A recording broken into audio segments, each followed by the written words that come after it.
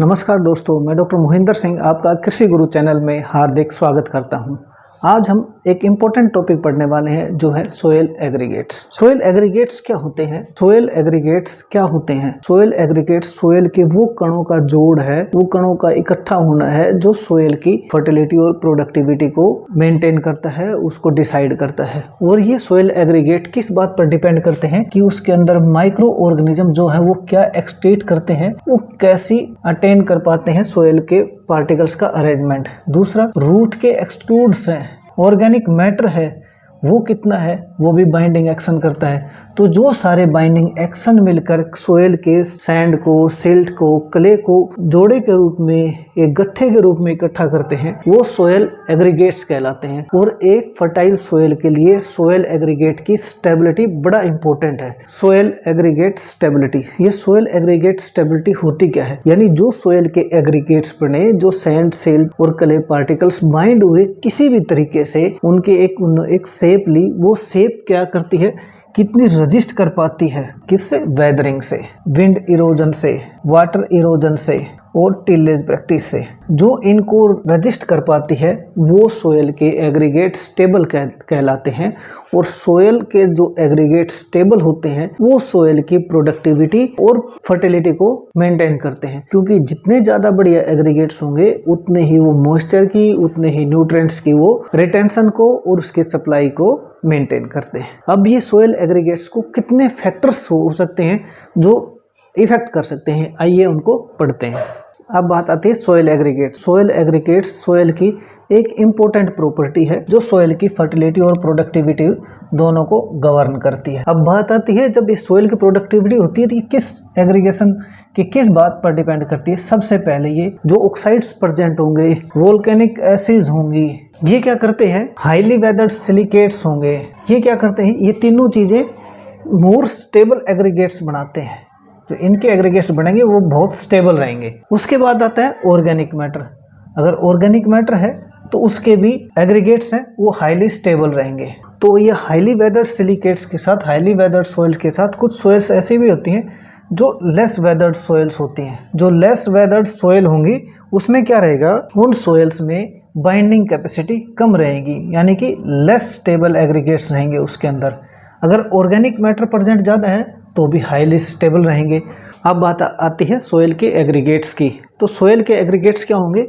वो सोयल की फर्टिलिटी और प्रोडक्टिविटी को गवर्न करेंगे, ये हम जानते हैं। उसके बाद आती है कि कौन सी सोइल्स में कैसे एग्रीगेट्स बनेंगे।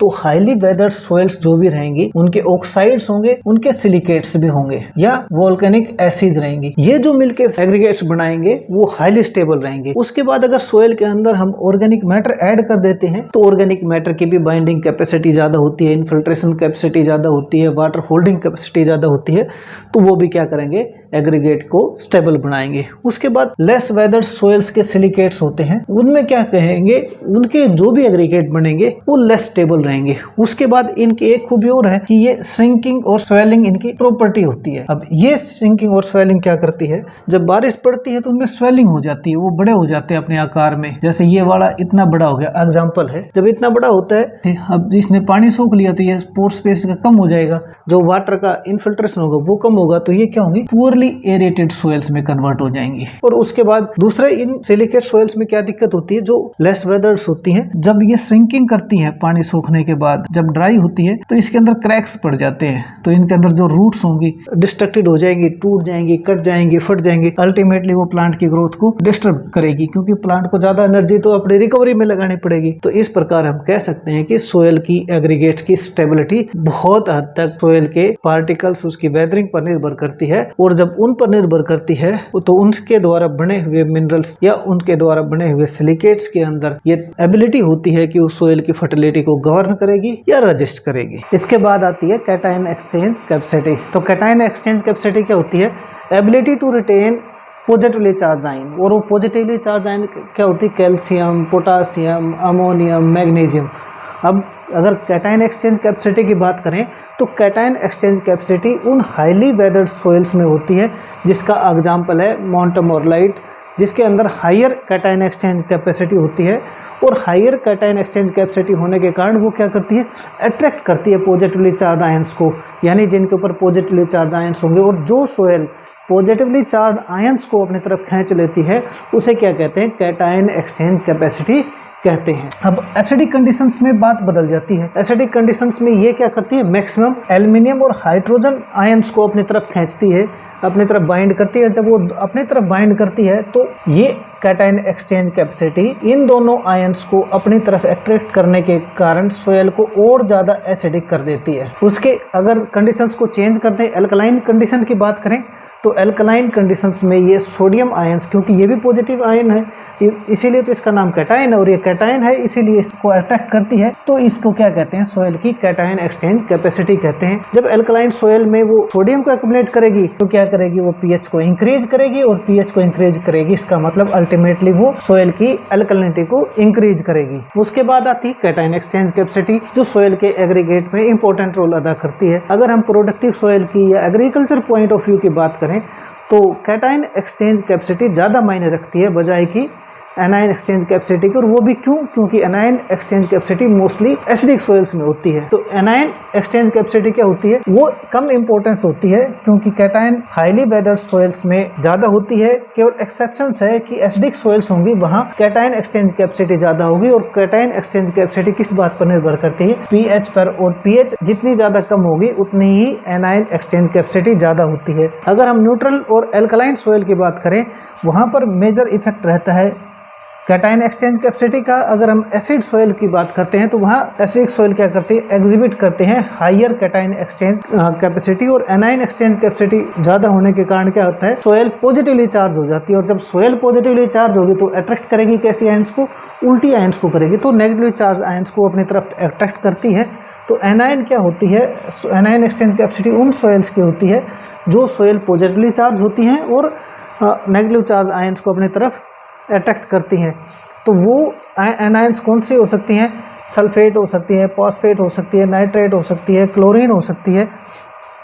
और अगर हम पीएच मेंटेन कर लेते हैं, अगर हम पीएच मेंटेन करते हैं एनायन एक्सचेंज कैपेसिटी वाली सोइल्स की, तो ये उसके अंदर से हमें कैल्शियम, मैग्नीशियम, अमोनियम और पोटासियम जैसी आयंस भी दे सकती है। लेकिन इसके लिए हमें क्या करना पड़ेगा, प्रॉपर मैनेजमेंट करना पड़ेगा पीएच का, और पीएच का मैनेजमेंट करना आसान काम नहीं है, इसलिए ये इम्पोर्टेंस नहीं रखती एग्रीकल्चर पॉइंट ऑफ व्यू में। उसके बाद हम बात करें कि ये एनायन एक्सचेंज कैपेसिटी किन में ज़्यादा होती है, ये कैलोनाइट सोइल्स में होती है, उन सोइल्स में होती है जहाँ पर आयरन और एल्यूमिनियम के ऑक्साइड होते हैं, जहाँ ऑर्गेनिक मैटर ज़्यादा होता है या ज़्यादा एलोफेंस होते हैं। हमने कैटायन एक्सचेंज कैपेसिटी और एनायन एक्सचेंज कैपेसिटी को पढ़ा, जो कि एग्रीगेट स्टेबिलिटी में बहुत इंपॉर्टेंट रोल प्ले करते हैं। इसके बाद भी इनकी क्या इंपॉर्टेंस है, पहला तो कैटायन एक्सचेंज कैपेसिटी क्या करती है, न्यूट्रिएंट का मेजरमेंट बताती है हमें कि कितनी न्यूट्रिशन है सोइल के अंदर। दूसरा एनायन एक्सचेंज कैपेसिटी है वो लीचिंग रिक्वायरमेंट के बारे में बताती है कि कितनी लीचिंग रिक्वायरमेंट रहेगी, कितनी प्रोफाइल रहेगी। उसके बाद क्या होता है कि जी हमें ये पता होता है कि किसी सोयल का हमें एनायन और कैटायन एक्सचेंज के बारे में पता होता है, तो हमें ये पता होता है कि उस सोयल की फर्टिलिटी या प्रोडक्टिविटी में कैसी न्यूट्रिएंट्स को, कैसे आयंस को तो रखेगा और कैसे को वो नहीं रख पाएगा। तो ये अच्छा मेजर है जिससे हम सोयल के अंदर इंटीग्रेटेड न्यूट्रिएंट मैनेजमेंट या न्यूट्रिएंट मैनेजमेंट की प्रैक्टिसेस को बहुत एफिशिएंटली हम यूज़ कर सकते हैं, उनको एम्प्लाई कर सकते हैं। उसके बाद आती है कि हमें यह पता चलता है कि जिन सोयल में हाई कैटायन एक्सचेंज कैपेसिटी होती है उन सोयल्स में नाइट्रेट की लीचिंग होती है। तो हमें वो सारी प्रैक्टिसेस हम अपनाएंगे कि हमें ये पता चल जाता है कि सोयल के अंदर ज़्यादा कैटायन एक्सचेंज कैपेसिटी है, तो उसका मतलब उस सोयल में नाइट्रोजन की डेफिशिएंसी हो सकती है, तो हमें वो पैकेज एंड प्रैक्टिस इंप्रूव करने का मौका मिलता है। दूसरा हमें मिलता है कि हमें ये पता चल जाएगी हायर कैटायन एक्सचेंज कैपेसिटी किसी सोयल की, तो इसका मतलब उसके अंदर कैल्शियम और मैग्नीशियम जैसी कैटायंस की डेफिशिएंसी होगी, यानी वो लीचिंग हो जाएंगी। इसलिए कैटायन एक्सचेंज कैपेसिटी और एनायन एक्सचेंज कैपेसिटी किसी भी सॉइल के एग्रीगेट फॉर्मेशन के लिए और उसकी प्रोडक्टिविटी के लिए बहुत इंपॉर्टेंट रोल प्ले करती है। अब बात आती है इसके सिवा और क्या काम करता है एग्रीगेट स्टेबिलिटी में, वो है ऑर्गेनिक मैटर। और ये ऑर्गेनिक मैटर क्या काम करेगा, दो प्रकार का होता है, एक ह्यूमिक और नॉन ह्यूमिक। नॉन ह्यूमिक का मतलब सीधा सीधा ये है कि जो अनडिकम्पोज्ड होता है, और ये क्या होता है, डिकम्पोज्ड मटेरियल होता है। इसके बाद एक टर्म और आपने सुनी होगी, उसको कहते हैं ह्यूमिन। ह्यूमिन वो डार्क मटेरियल है जो रजिस्ट करता है डिकम्पोजिशन को। अब दोनों तरीके से, चाहे वो ह्यूमिक ऑर्गेनिक मैटर हो चाहे नॉन ह्यूमिक मैटर हो, वो दोनों क्या करेंगे, उनके अंदर बाइंडिंग कैपेसिटी होती है। और वो बाइंडिंग कैपेसिटी क्या करती है, सोयल के पार्टिकल्स को, एग्रीगेट्स को इकट्ठा करती है, बांध के रखती है। इसलिए जिन सोयल में ऑर्गेनिक मैटर ज़्यादा होता है उन सोयल में एग्रीगेट स्टेबल बनते हैं, ज़्यादा देर तक चलते हैं। और स्टेबल एग्रीगेट होने के कारण इरोजन, चाहे वो वाटर से हो या विंड से हो, दोनों इरोजन कम होते हैं, क्योंकि एग्रीगेट्स बनने के बाद सोयल भारी हो जाती है, वजनदार हो जाती है, एक दूसरे स्टिक रखती है, बाइंड रखती है, हायर अट्रैक्शन होता है, हायर वाटर होल्डिंग कैपेसिटी होती है जो इस इरोजन को रजिस्ट। और लास्ट में आती है सोयल प्रोडक्टिविटी। अब सोयल प्रोडक्टिविटी क्या होगी, सोयल प्रोडक्टिविटी एबिलिटी है किसी सोयल की, किसके लिए, बायोमास प्रोडक्शन के लिए। और एबिलिटी किस बात पर डिपेंड करती है, सोयल की कैपेसिटी पर टू सप्लाई न्यूट्रिएंट्स। और इस कैपेसिटी को क्या बोलते हैं हम, सोयल फर्टिलिटी। तो एक चीज़ हमें मोटा मोटा पता चली इससे कि सोयल फर्टिलिटी सोयल प्रोडक्टिविटी का एक छोटा सा पार्ट है। और सोयल की फर्टिलिटी क्या करती है, सोयल की फर्टिलिटी इन्वायरमेंटल फैक्टर के साथ, एडाफिक फैक्टर के साथ, इन्वायरमेंटल फैक्टर के साथ, एंथ्रोपोजेनिक एक्टिविटीज़ के साथ मिलकर जो प्रोड्यूस करती है, उनके बेस्ट मैनेजमेंट से जो फसल उत्पादन होता है, वो क्या कहलाता है, बायोमास प्रोडक्शन कहलाता है। और बायोमास प्रोडक्शन सोयल फर्टिलिटी का, सोयल प्रोडक्टिविटी का एक मापदंड होता है, उसकी एबिलिटी होती है। तो हम ये कह सकते हैं कि एक प्रोडक्टिव सोयल के अंदर एग्रीगेट्स अच्छे होंगे, कैटायन एक्सचेंज कैपेसिटी ज़्यादा होगी, वाटर होल्डिंग कैपेसिटी ज़्यादा होगी, और वो सोयल फर्टाइल भी होगी। इसका मतलब ऐसी सोयल्स के अंदर स्टेबल एग्रीगेट्स होते हैं, और एक स्टेबल एग्रीगेट्स वाली सोयल ही अच्छा उत्पादन, अच्छी प्रोडक्टिविटी दे सकती है, और उससे सस्टेनेबल प्रोडक्शन लिया जा सकता है। वक्त और वादे बड़े कीमती हैं, संभाल कर दो, यह जज्बातों की दौलत है, खैरात में मत दो।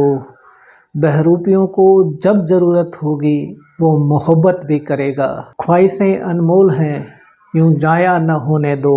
उनका रास्ता पुरानी राहों पे लौट के आएगा एक दिन, उनको मर्जी के मुताबिक सफ़र पर जाने दो।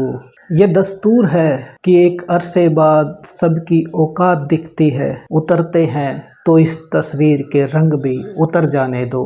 क्यों इस कदर खुद से सवाल करते हो, ये तो बवाल था माही, कमबख्त उतर जाने दो। दोस्तों, इसी के साथ सोयल एग्रीगेशन का ये टॉपिक समाप्त होता है। अगले वीडियो में हम सोयल फर्टिलिटी का एक और टॉपिक पढ़ेंगे। तब तक आप स्वस्थ रहिए, खुश रहिए, मुस्कुराते रहिए। जय हिंद, जय भारत।